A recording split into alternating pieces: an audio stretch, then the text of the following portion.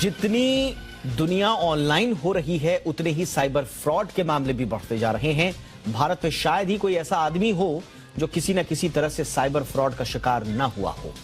Cyber fraud के मामलों पर लगाम कसने के लिए सरकार एक्शन मोड में है। पहले तो सरकार ने लोगों को जागरूक करने के लिए साइबर दोस्त मुहिम की शुरुआत की और अब सरकार ने कंपनियों के लिए सख्त निर्देश दे दिए हैं। सरकार ने कहा है कि कोई भी साइबर सिक्योरिटी से जुड़ी हुई घटना होने का पता लगने के 6 घंटे के भीतर इसकी जानकारी देनी होगी। लेकिन साइबर क्राइम को रोकने के लिए जो कदम उठाए जा रहे हैं, क्या वो काफी है? क्या इससे साइबर फ्रॉड पर लगाम लगाई जा सकेगी? विस्तार से इस पर चर्चा करेंगे कि सरकार की तरफ से क्या किया जाना अभी बाकी है, लेकिन फिलहाल सरकार ने जो निर्देश दिए हैं वो क्या है, देखिए इस रिपोर्ट में।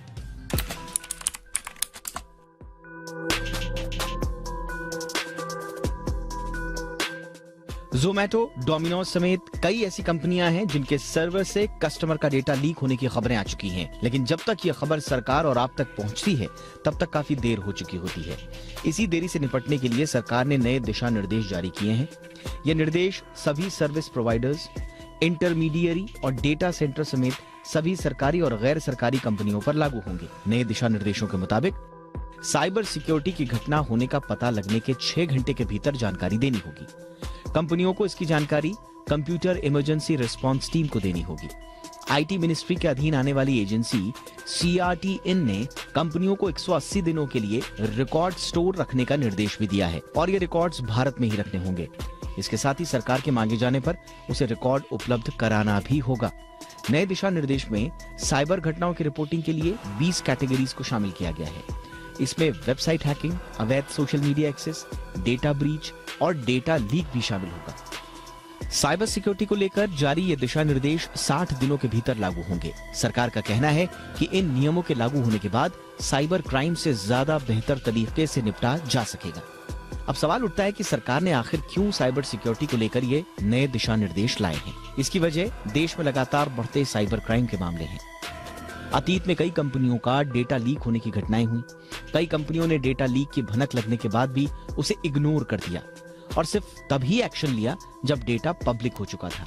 ऐसी घटनाएं दोबारा न हो, इसके लिए सरकार ने नए नियम जारी किए हैं।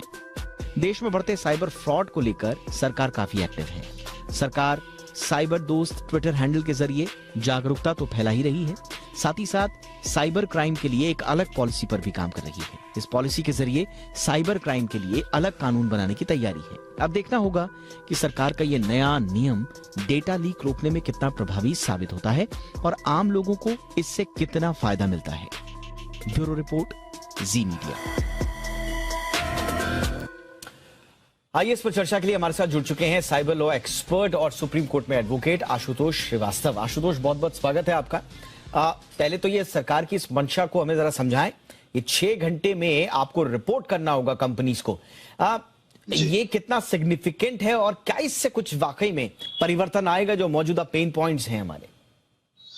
देखिए, इंडिया में जो साइबर जो क्राइम्स हैं या आईटी इंडस्ट्री है, वो आईटी जो एक्ट है हमारा 2000 का, उससे रेगुलेट होता है और उसके अंदर जो है प्रोविजन सेक्शन 70B को बनाया गया था, जिसमें जो है सरकार नोटिफिकेशन द्वारा जो है किसी भी एक्सपर्ट एजेंसी को अपॉइंट कर सकती है साइबर क्राइम को रोकने के लिए, रिपोर्ट करने के लिए या लोगों को सुविधा पहुंचाने के लिए, जिसको नोडल ऑफिसर्स भी कहा जा सकता है। और उसी के तहत जो है जो कंप्यूटर इमरजेंसी रिस्पांस टीम यानी CERT को जो है अपॉइंट किया गया, गठित किया गया।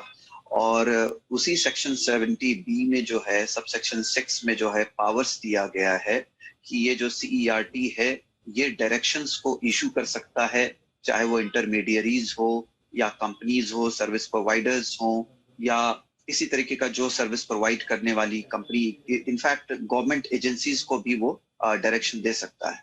और उसी के तहत जो है ये डायरेक्शन जो है दिया गया है CERT द्वारा कि आप जो है 6 घंटे के अंदर अगर आपको कोई भी डेटा लीक अगर डिटेक्ट होता है आपके कंपनी में, आपके फर्म में, या आपको ऐसा लगता है कि ये डेटा मिसयूज हो सकता है, तो आप इस पे चुप्पी ना रखें और इमीडिएटली जो है CERT को आप इन्फॉर्म करें 6 घंटे के अंदर।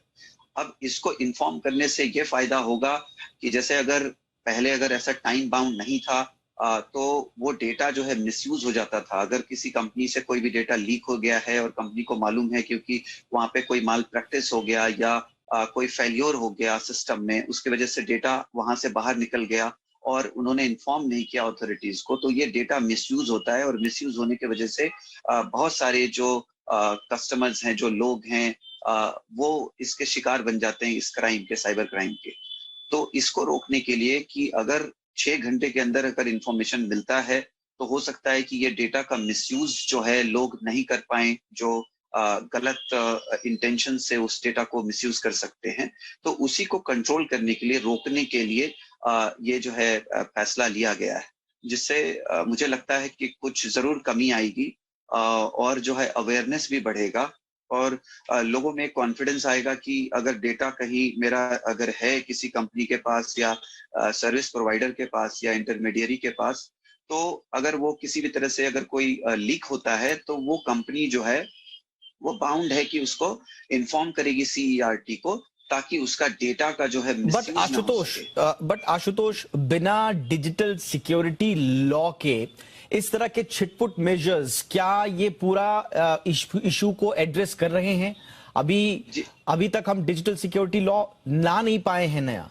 जी, आप बिल्कुल ठीक कह रहे हैं। ये एक शुरुआत है और अहम शुरुआत है। हालांकि मैंने पहले भी बोला है कि हमारे यहाँ पे जो डेटा प्रोटेक्शन लॉज हैं इंडिया में, वो बनना बहुत जरूरी है, क्योंकि पहले के हिसाब से, क्योंकि हमारा जो लॉ 2000 में बना था, आईटी एक्ट, उसके बाद हालांकि अमेंडमेंट्स हुए हैं, बट धीरे धीरे जिस तरह से टेक्नोलॉजी आगे चलती जा रही है और काफी इम्प्रूवमेंट हुआ है, तो उसी तरह से जो साइबर एक्सपर्ट्स हैं या जो क्राइम्स करने वाले जो लोग हैं, उनमें भी एक्सपर्टीज काफी बड़ा है। तो उसको कंट्रोल करने के लिए और ज्यादा हाईटेक इसको करने की जरूरत है।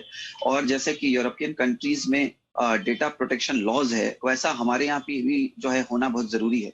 अगर कोई कंपनी जहाँ पे हमारा डेटा है, अगर वो कंपनी बाउंड नहीं है डेटा प्रोटेक्शन लॉज के अंडर, कि अगर वहां से डेटा कोई भी लीक होता है किसी भी तरीके का, यहाँ तक कि अगर किसी ने पैन कार्ड, आधार कार्ड अगर सबमिट किया है किसी भी इंस्टीट्यूशन को, तो वहां से वो अगर वो जाता है तो उसके लिए रूल्स रेगुलेशंस क्या होने चाहिए, ये बहुत जरूरी है। क्योंकि अगर डेटा लोगों का प्रोटेक्टेड रहेगा, डॉक्यूमेंट्स अगर प्रोटेक्टेड रहेगा, तो जो है क्राइम्स अपने आप जो है इसका रेशियो काफी कम होगा।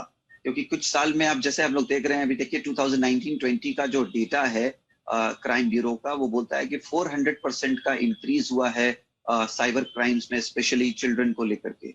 तो इसका मतलब ये है कि जो इंक्रीज इन क्राइम्स है वो काफी हद तक बढ़ रहा है इंडिया में, और उसको कहीं ना कहीं कंट्रोल करना बहुत जरूरी है।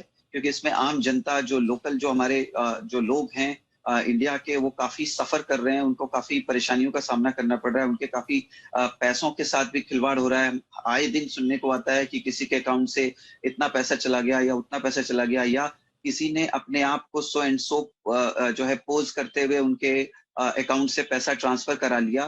तो इस तरह से लोग काफी सफर कर रहे हैं। तो इसके अंदर ऑब्वियसली बहुत ज्यादा इंप्रूवमेंट की जरूरत है। ये हालांकि एक शुरुआत है, इसमें डेटा प्रोटेक्शन लॉज का बनना बहुत जरूरी है, जैसे मैंने आपको बताया। बिल्कुल, तभी ओवरऑल प्रोटेक्शन मिल पाएगा जब संसद से बना एक कानून हमारे पास होगा। बहुत बहुत शुक्रिया आशुतोष, आपने वक्त निकाला और इस महत्वपूर्ण मुद्दे पर अपनी राय रखी। Thank you so much.